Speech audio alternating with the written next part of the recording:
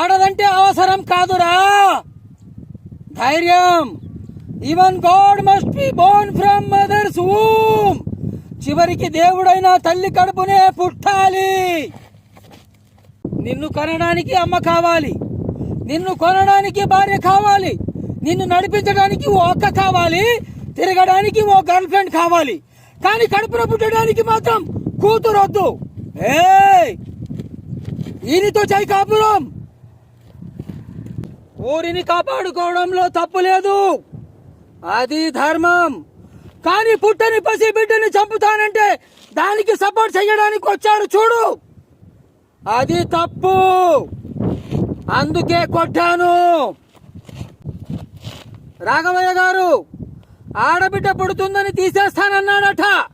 సరే తీసేద్దాం.